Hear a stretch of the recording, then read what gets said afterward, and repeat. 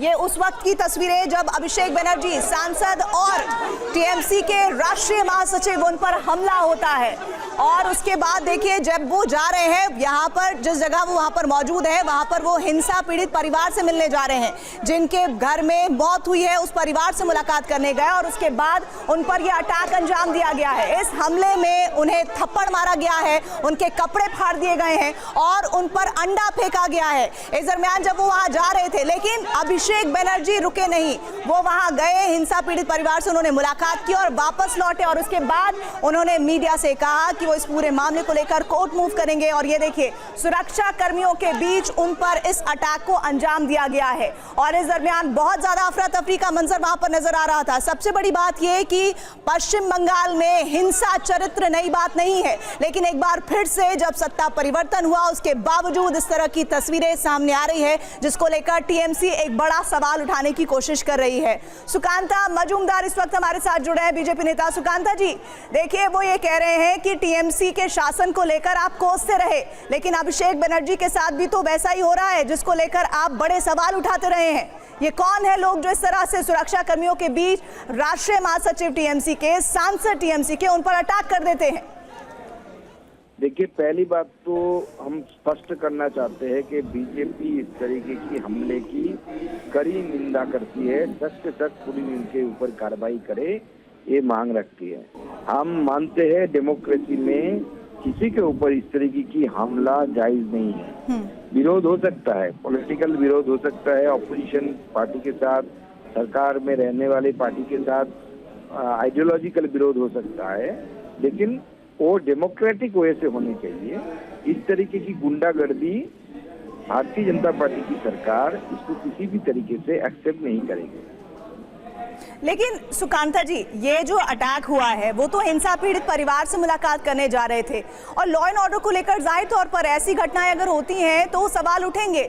वो कोई आम इंसान नहीं है, आम इंसान के साथ अगर घटना होती है तो आप ये कहते हैं कि कहां तक पुलिस वहां पर उनको गार्ड करेगी, लेकिन राष्ट्रीय महासचिव एक पार्टी के, सांसद एक पार्टी के, उनके साथ इस तरह की घटना होना, क्या ये लॉ एंड ऑर्डर को लेकर एक बड़ा सवाल नहीं खड़ा करता पश्चिम बंगाल में?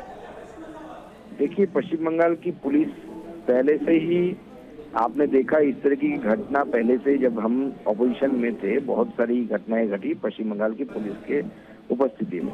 तो पश्चिम बंगाल पुलिस अभी बीजेपी की सरकार के अंडर आई है ना, बिल्कुल, थोड़ा समय जाने दीजिए। मुझे लगता है कि अभी भी वो पुराने तौर तरीके से चल रही है। हमारे आदरणीय मुख्यमंत्री जी ने बोला है कि किसी भी तरीके की वायलेंस हमें एक्सेप्ट नहीं है। हमारे प्रदेश अध्यक्ष जी ने भी इसको स्पष्ट किया है। हमने तृणमूल की पार्टी ऑफिस कभी अपने कुछ लोगों ने जो जब उसको हड़पने की कोशिश की, हमने उस पर भी बंद कर दी और उन लोगों को अरेस्ट करने की व्यवस्था की है। बीजेपी के समय लॉ एंड ऑर्डर उमदा रहेगा, लॉ एंड ऑर्डर को ठीक करने का काम चल रहा है और हम इस तरीके की घटनाओं को एक्सेप्ट नहीं करते और इसको चलने भी नहीं देंगे, इस तरह की घटना होने नहीं देंगे। जी, लेकिन सबसे पहला जो रिएक्शन है वो बीजेपी की तरफ से इस पूरे घटना को लेकर क्या है, ऑफिशियल स्टेटमेंट जिसे माना जाए? हम इस घटना की कड़ी निंदा करते हैं और इस तरह की घटना घटनी नहीं चाहिए, हम मानते हैं और आगे से नहीं होगा, इसके लिए हमारी सरकार प्रयत्न करेगी। पर वो कह रहे हैं कि उन्हें जान से मारने की कोशिश की गई है, जान से मारना चाहते थे वो लोग जो अटैक करने आए थे। देखिए, प्रॉब्लम ये है कि तृणमूल कांग्रेस के समय जब वो पावर में थे, यही यहाँ पे तृणमूल कांग्रेस के जो लीडर थे उस इलाके में, उन लोगों ने बहुत सारे लोगों के ऊपर बहुत यातनाएं दी। उनका कोई रोष हो सकता है, लेकिन मैं सिर्फ इतना ही बोलूंगा कि इस तरीके से रोष को व्यक्त ना करे, धैर्य रखे, शांति बनाए रखे, पुलिस उसका काम करेगी, पुलिस उसके ऊपर एक्शन लेगी। जो तृणमूल के गुंडे हैं जिन्होंने लोगों से पैसा लेके फ्लैट नहीं दिया, पैसा ले लिया, फ्लैट नहीं दिया, किसी की जमीन हड़प ली, किसी की नौकरी खत्म कर दी, ऐसे बहुत सारे घटनाएं घटी है उस समय। उसका आक्रोश लोगों में है, लेकिन मैं जनता से ही अपील करूंगा कि शांति बनाए रखे, लीगल पद्धति से उसकी जांच होगी और उसमें एक्शन लिया जाएगा। लेकिन वो ये कह रहे हैं कि जब आप बार बार ये आरोप लगाते थे कि टीएमसी की सरकार है वो लॉ एंड ऑर्डर को कंट्रोल नहीं कर पा रही है, अब बीजेपी की सरकार में भी इस तरह के अटैक अगर पश्चिम बंगाल में हो रहे हैं तो फिर बदला क्या है?